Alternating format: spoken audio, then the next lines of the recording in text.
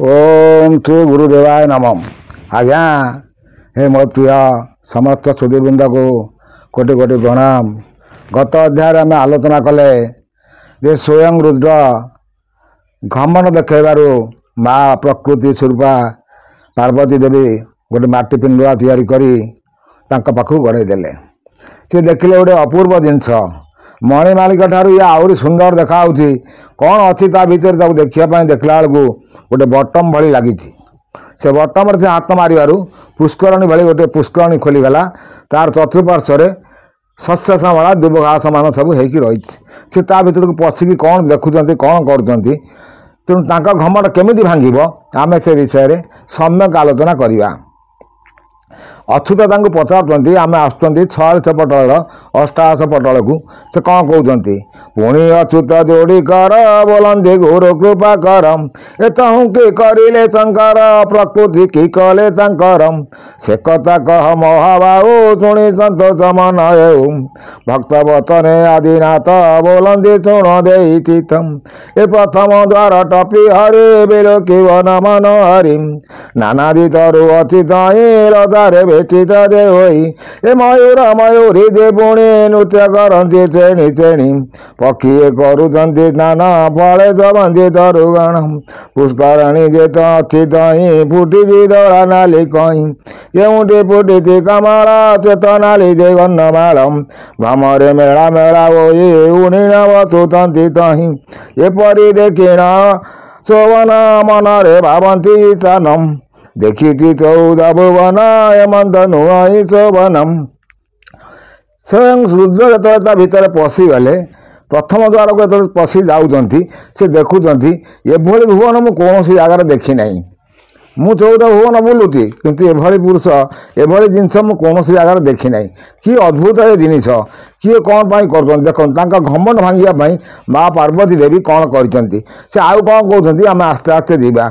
मोर कहबार कथा होदी मोर ये चैनल माध्यम जो मैंने आसवे प्रथम कर आसुवे से जदि मोर ये चैनल को सब्सक्राइब करी बेल आइकन को दबाती ताले जहाँ मोर वीडियो लोड हम से पाइपर। देखो आपण मैंने तो घर बस 46 पढ़ी पारे कि एत ज्ञान भी पाइपर जदि आप मन गण थे 10-15 मिनट समय जदि आप शुणती बहुत ज्ञान अर्जन हवा सागे सागे बहुत पुण्य फल भी हम। आउ से कौन कहते देखु एपरी विचारते हरि पुणी देखिले एक द्वारम ए अन्य जे एक शूलधारी से द्वारे अतंती आवरी ए 10 वदन ताहंकर अपूर्व शोभा से शंकरम मस्तके जटा सुशोभित मदे अतंती गंगा मातम गले कले चंद्रमा जे शोभावन उपमा नाई त्रिभुवनम। से प्रथम द्वार टपिक द्वितीय द्वार को गले आ गोटे रुद्र को से देखिले से 10 वदन रुद्र 10 वदन शिव से ठिया देखो माँ आदिशक्ति गर्भर आम जो केते केते कोटि कोटि नक्षत्र मंडल अच्छा सूर्य मंडल अच्छा सबू प्रकृति रूपा देवीर अंतर्गह भीतर अच्छा तेणु आम जाना चिन्हवा दरकार से प्रकृति रूपा देवी होती ब्रह्मस्वरूप ब्रह्मंकर अंश कारण से शून्य ब्रह्म को ध्याई से सब कर्म करी आउ से भल कथा कहते आज्ञा आउ से कौन कहते देखा ललाटे चंद्र जे शोभन उपमा नाई त्रिभुवनम ए पिनाकनु चोरे कर चूड़ पाचुपतरम डम्बरु बोधंती शरीरे वदने कहि राम हरे प्रकृतिंकर जय जय कहती से मृत्युंजय तौ शंकर विस्मय मिले से हरि बाचरे। तेणु सी डम्बर बजे निजे हरि हरि राम हरे कहते सी जपुंट स्वयं रुद्र निराकार विष्णुकर अंश सदृश तेणु सी पुणी जपुंट घमन भांगापी प्रकृति रूपा देवी देखो केते बड़ कम कर आजिकल वैज्ञानिक जुगे वैज्ञानिक मैंने जो करें प्रकृति सागर खेलू कि बहुत क्षयक्षति आसो आग को आज्ञा आप भी लिखि रखु 35 मसीहा भितर बहुत परिवर्तन हो मु कहूँ नुह मुझा कहे ता बहुत अक्षर अक्षर सत्यता ही हुए भूल भी हुए नहीं ଛାଡ଼ନ୍ତୁ ଆଉ ସେ କ'ଣ କହୁଛନ୍ତି ଦେଖିବା। ଦେଖିଛେ ଛାଡ଼ିଦେଲେ ଦ୍ୱାର ମହେଶ ପତିଲେ ଭିତର ବିଲୋକ ପୂର୍ବନଗର ବିସ୍ମୟ ହେଲେ ଚୂଳଧର ପ୍ରଶଂସା କଲେ ମନେ ମନେ ସୁରେଶ ଅଛନ୍ତି ଭୁବନେ ଏ ଅସଂଖ୍ୟ ଦେବତା ଅଛନ୍ତି ଅଶେକ ବୃହସ୍ପତି ଅସଂଖ୍ୟ କୁବେର ବରୁଣ ଅସଂଖ୍ୟ ଚନ୍ଦ୍ରମା ଅରୁଣ ଅସଂଖ୍ୟ ଅସୁନି କୁମାର ଅସଂଖ୍ୟ ଦକ୍ଷ ବିଦ୍ୟାଧର ବ୍ରହ୍ମା ବିଷ୍ଣୁ ଯେ ପଶୁପତି ସେଠାରେ ବହୁତ ଅଛନ୍ତି। ତେଣୁ ସେ ଦ୍ୱାରା ଗୋଟେ ଟପିକ୍ ସେ ଚାଲିଗଲେ ବହୁତ ଦେବାଦେବୀ ଅଛନ୍ତି ସେ ଦେଖୁଛନ୍ତି। ଯେଉଁ ଆମର କହୁଛନ୍ତି 33 କୋଟି ଦେବାଦେବୀ କିଏ କ'ଣ ଆଜ୍ଞା ତାଙ୍କୁ ଗଣିଛନ୍ତି ସେ କଥା ନାହିଁ। ଗ୍ରହ ନକ୍ଷତ୍ର କେତେ ହେଲେଣି ସବୁ ସେ ପ୍ରକୃତି ରୂପ ଭିତରେ ଅଛନ୍ତି। ଏ କୋଟି କୋଟି ଶିବ କୋଟି କୋଟି ବିଷ୍ଣୁ କୋଟି କୋଟି ବ୍ରହ୍ମା ସବୁ ତା ଭିତରେ ଅଛନ୍ତି। ଆମର ବୈଜ୍ଞାନିକମାନେ ଗୋଟିଏ ସୂର୍ଯ୍ୟ ଦେଖୁଛନ୍ତି ଆଜ୍ଞା କିନ୍ତୁ 12 ସୂର୍ଯ୍ୟ ଅଛନ୍ତି ତା ପାଖକୁ କ'ଣ ଯାଇପାରିବେ? ଅସମ୍ଭବ, ସମ୍ଭବ ନୁହଁ।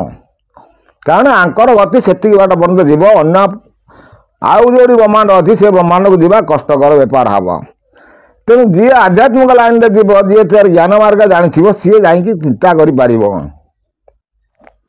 ଆଉ ସେ କ'ଣ କହୁଛନ୍ତି ସେ ଦେଖୁଛୁ ଆମେ ଆସ୍ତେ ଆସ୍ତେ ଯେ ବ୍ରହ୍ମା ବିଷ୍ଣୁ ଯେ ପଶୁପତି ସେଠାରେ ବହୁତ ଅଛନ୍ତି ଏ ଅନେକ ଗନ୍ଧର୍ବ କିନ୍ନର ଅନେକ ଯମବତ୍ସନର ପଞ୍ଚବଦନ କେଉଁ ହର ଦ୍ୱାଦଶ ବଦନ କାହାର ଏ କାହାର ଅଟେ ସପ୍ତମୁଖ କେଉଁ ଶଙ୍କର ବିଷମୁଖ କିଶିବ 30 ବଦନ କେଉଁ ଅଟଇ ସତାନନ ଏ ଗନ୍ଧର୍ବ କିନ୍ନର ଯେ ତହିଁ ଗାୟନ କରୁଛନ୍ତି ରହି କାହିଁ ସେ ଅପଚରୀ ମାନେ ନୃତ୍ୟ କରନ୍ତି ତୋଷମାନେ ପୁଣି ସେ ଏକଇ ଚୁଡ଼ଳ ନୃତ୍ୟ କରନ୍ତି ଓଇ ବଳମ୍ କେଉଁଠି ଚତୁର ବଦନ ବେଦକୁ କରନ୍ତି ପଠନ ତହୁଁ ଯେ 10 ଦିଗ ବାଳ ବୁଲି ଅଛନ୍ତି ବଳପଣମ୍ ସେଠାରେ ତାଣ୍ଡବ ନୃତ୍ୟ ଦେଖି ଆନନ୍ଦେ ପଞ୍ଚଦଶ ଆଖି ଏ ତଳିରେ ତହୁଁ ଖଣ୍ଡେ ଦୂର ଦେଖିଲେ ବଡ଼ ଦେଖନ୍ତୁ ସେ ଖଣ୍ଡ ଦୂର ଚାଲିଗଲେ ଆଉ କ'ଣ ଦେଖୁଛନ୍ତି ଏମାନଙ୍କୁ ସବୁ ଦେଖିକି ବହୁତ ଦେବାଦେବୀ ଅଛନ୍ତି ବହୁତ ସୂର୍ଯ୍ୟ କେତେ ଗ୍ରହ କେତେ ନକ୍ଷତ୍ର ସବୁ ସେ ଅଛନ୍ତି।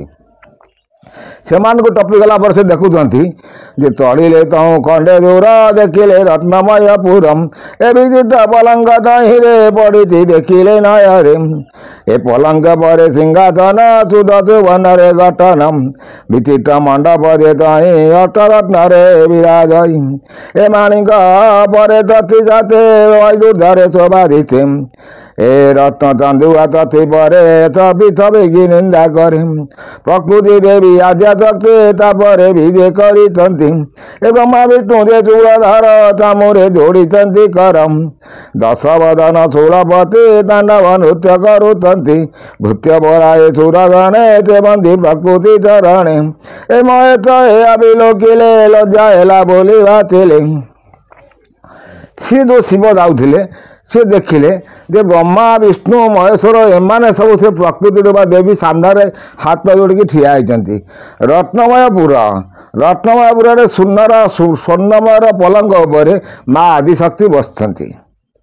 ତେଣୁ ସେ ଆଦିଶକ୍ତିଙ୍କୁ ଦେଖିକି ସେ କ'ଣ ଚିନ୍ତା କରୁଛନ୍ତି ସେଇଠୁ ସେ ଲଜ୍ଜା କଲେ ଯେ ଭୂତ ପ୍ରଳୟ ସୁରଗଣେ ସେ ବନ୍ଦୀ ପ୍ରକୃତି ଚରଣେ ମହେଶ ଏହା ବିଲୋକିଲେ ଲଜ୍ଜା ହେଲା ବୋଲି ଭାବିଲେ ମନେ ବିଚାରି ଉମା ଯାଇ ବଡ଼ ବଡ଼ିମା କଲି ମୋହି ଧିକ ମୋର ବୁଦ୍ଧି ବଳ ଧିକ ମୋ ଜୀବନ ବିଫଳ ଆପଣା ମନେ ମନେ ରୁଦ୍ଧ ନିଜକୁ ମଣିଲେ ଯେ ক্ষুଦ୍ର ପ୍ରକୃତି ନିକଟରେ ମିଳିଲେ ସାଷ୍ଟାଙ୍ଗେ ପ୍ରଣିପାତ କଲେ ଉଭା ହୋଇଲେ ଯୋଡ଼ି କର ନାନାଦି ସ୍ତୁତି କଲେ ହରମ୍ ଅହଙ୍କାରକୁ ଦେହୁଁତେ ଯେ ପ୍ରକୃତି କି ସେ ହୃଦୟ ବଧି ନୟନ ଫେଡ଼ି ଦେଲେ ଚାହିଁ ଦେଖିଲେ ଆଉ କିଛି ନାହିଁ।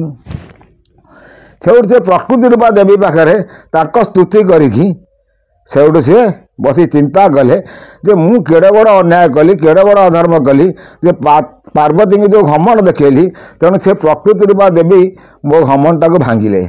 ତେଣୁ ସିଏ ସେଇଠି ବସିକି ସ୍ତୁତି କରିକି ଆଖି ଖୋଲି ଯାଇଛନ୍ତି ଦେଖିଲେ ଆଉ କିଛି ନାହିଁ ସବୁ ମାୟାରେ ଚାଲିଗଲା। ଆଉ ସେ କ'ଣ କହୁଛନ୍ତି ଯେ ଆପଣା ମନେ ମନେ ରୁଦ୍ଧ ନିଜକୁ ମଣିଲେ ଯେ ক্ষୁଦ୍ର ଏ ପ୍ରକୃତି ନିକଟରେ ମିଳିଲେ ସାଷ୍ଟାଙ୍ଗେ ପ୍ରଣିପାତ କଲେ ଉଭା ହୋଇଲେ ଯୋଡ଼ି କର ନାନାଦି ସ୍ତୁତି କଲେ ହର ଏ ଅହଙ୍କାରକୁ ଦେହୁଁତେ ଯେ ପ୍ରକୃତି କି ସେ ହୃଦୟ ବଧି ନୟନ ଫେଡ଼ି ଦେଲେ ଚାହିଁ ଦେଖିଲେ ଆଉ କିଛି ନାହିଁ।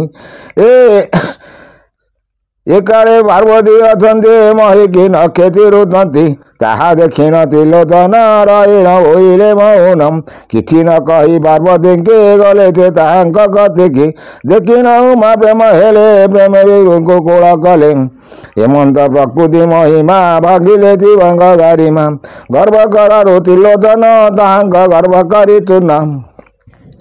ଦେଖନ୍ତୁ ମା ଆଦିଶକ୍ତି ପାଖକୁ ସେ ତ ଦେଖିଲେ ଆଉ କିଛି ନାହିଁ ମାୟା ସେ ସେଇଠୁ ପାର୍ବତୀଙ୍କ ପାଖକୁ ଗଲା ବେଳକୁ ପାର୍ବତୀ ବସିକି ନଖରେ ମାଟି ବିଦାରୁଛନ୍ତି। ଦେଖନ୍ତୁ ଗୋଟେ ସ୍ୱାମୀ ସ୍ତ୍ରୀର କଥା ଗୋଟେ ସ୍ତ୍ରୀ ଯଦି ଘମଣ୍ଡ ଭାଙ୍ଗିବାକୁ ପୁରୁଷର ଯାଇଥିବ ପୁରୁଷକୁ କ'ଣ ଗୋଟେ କହିଦେଇଥିବ ତେଣୁ ସିଏ ବସିକି ନଖ ବିଦାରୁଥିବ ଇଏ ହେଉଛି ସ୍ତ୍ରୀମାନଙ୍କର ଲକ୍ଷଣ। ତେଣୁ ସବୁ ସମାଜର ରୀତିନୀତି କେତେକ ଅଛି ଆପଣମାନେ ଯଦି ମୋର ଏଇ ସର୍ଟ ଭିଡ଼ିଓକୁ ଆସିବେ ବହୁତ ସମାଜର ରୀତିନୀତି ଶୁଣିବେ ଯେଉଁଟାକି ଆପଣଙ୍କ ଜ୍ଞାନର ବହୁତ ପରିସୀମା ବଢ଼ିବ। ପୁଣି ଏତେ ଆଉ ସେ କ'ଣ କହୁଛନ୍ତି ଆମେ ଆଗକୁ ଦେଖିବା ଆସ୍ତେ ଆସ୍ତେ ବଢ଼ି ବଢ଼ି ଯିବା।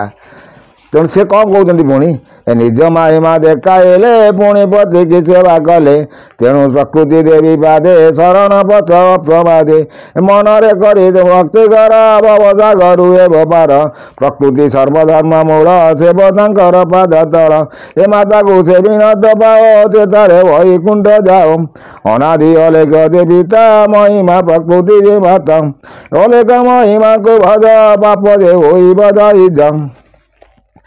ଅଲେଖ ମହିମା ପ୍ରକୃତି କି ତିଆରି କରିକି ସେ ଅଲେଖ ମହିମା ସେ ନିରାକାର ବିଷ୍ଣୁ ସେ ରହିଲେ ତମେ ପ୍ରକୃତିକି ଦେବେ। ଆମେ ଯଦି ପ୍ରଧାନମନ୍ତ୍ରୀ ପାଖକୁ ଯିବା ଆମେ କ'ଣ ସିଧା ଯାଇ ପହଞ୍ଚି ପାରିବା ତାଙ୍କର କେତେ ଦେହ ରଖି ଅଛନ୍ତି ସେଇଭଳି ଆଜ୍ଞା ଯିଏ ନିରାକାର ବିଷ୍ଣୁ ଆଦି ବିଷ୍ଣୁ ସେ ପ୍ରକୃତି ରୂପା ଦେବିକି ମାଳ ମାଳ କରି ରଖିଛି।